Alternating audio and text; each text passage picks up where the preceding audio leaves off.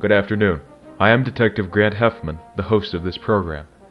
This program serves as your basic orientation and will cover professional conduct, chain of command, radio etiquette, crime scene etiquette, case law, and hold until trial charges.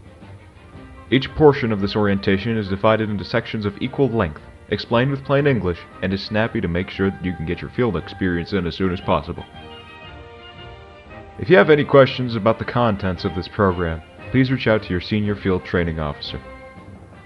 Before we begin, I just want to extend a congratulations to all of the cadets and recruits that are watching this video. Congratulations. You made it.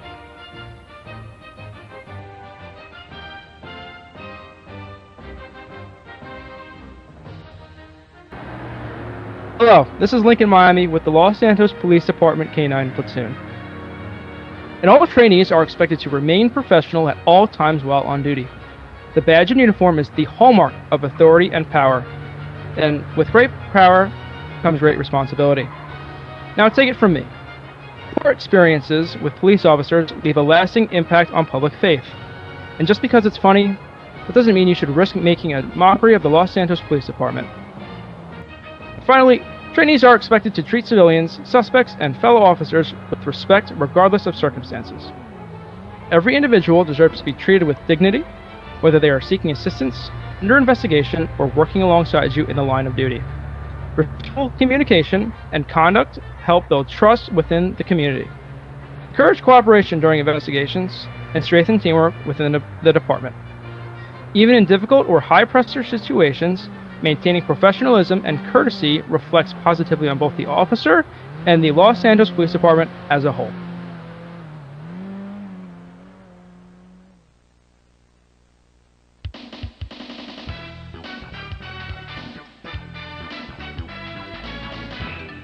Good evening. I'm Police Officer 2 John Mucleone.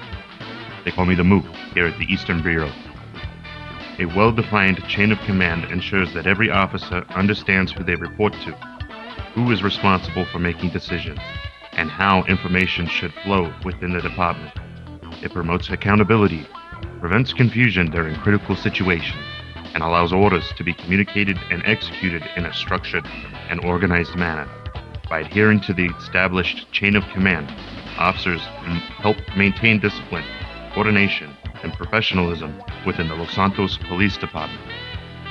The rank structure is as follows: Chief of Police, Assistant Chief, Deputy Chief, Commander, Captain, Lieutenant, Sergeant, Detective, and Police Officer.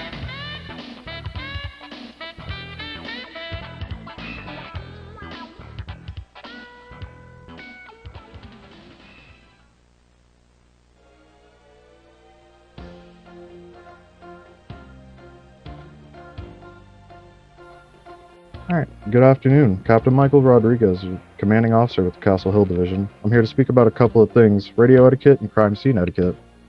But let's get started with the radio etiquette first. So a couple of things to note on what you should be doing when utilizing your radio is, 1, you should think before you start speaking on the radio.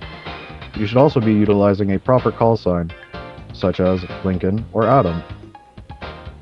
You want to speak clearly with confidence on the radio, and if you're in an active pursuit, you always want to take it to attack channel while requesting for backup, airship, and the supervisor.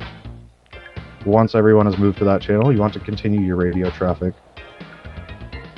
An example of a quality radio call-out is followed. 7 Adam 12, traffic stop, Fred Sultan, occupied ×2, eastbound Vespucci Boulevard. Now that we've got that out of the way, let's go over a couple of things not to do on the radio. Don't include anything that's unnecessary. You should not speak quietly, mumble, or sound unsure. And you should never talk over priority traffic, such as a shots fired, store robbery, other major incident. An example of a horrible radio traffic is as followed.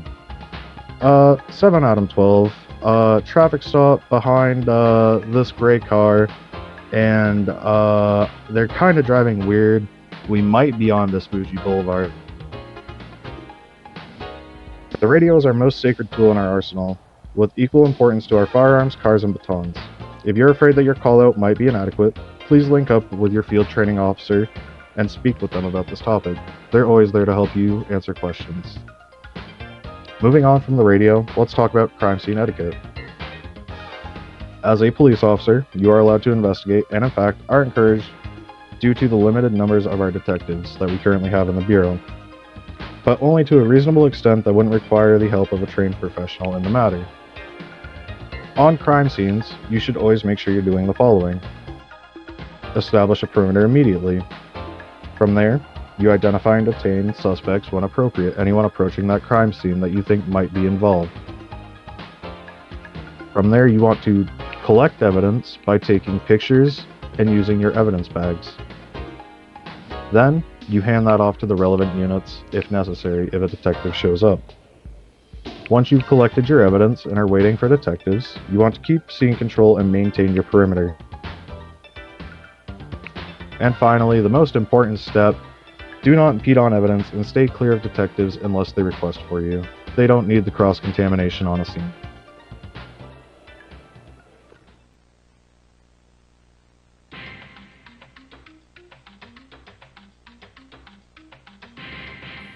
Good evening. My name is Captain O'Malley Cullen, head of the Field Training Operations and Administration.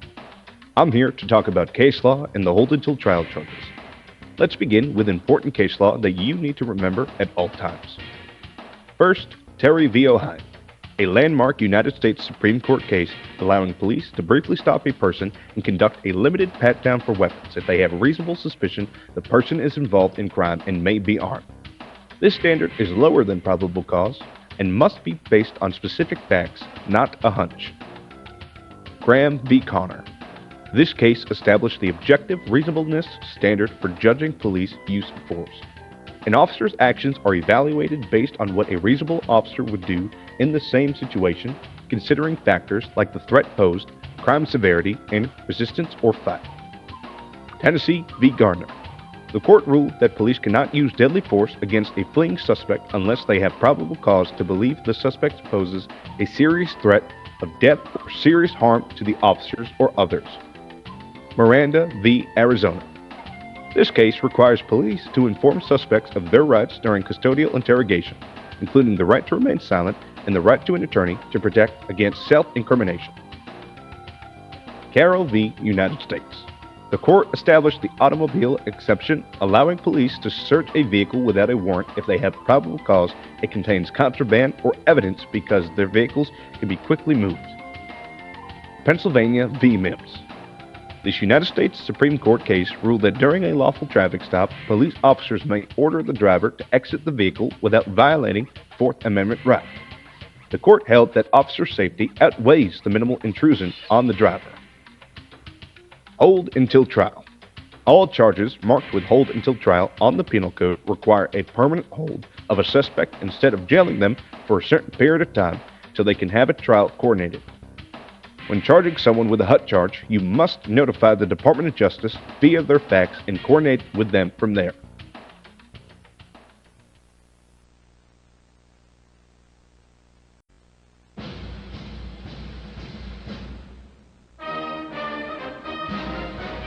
This is the end of this tape.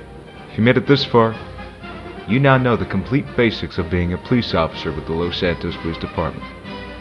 However, don't take this as the end of your training. There are still many things that you need to learn on the job, and that you will learn over time. If you have any questions about the contents of this tape, please contact your senior field training officer, and they'll be happy to assist, as always.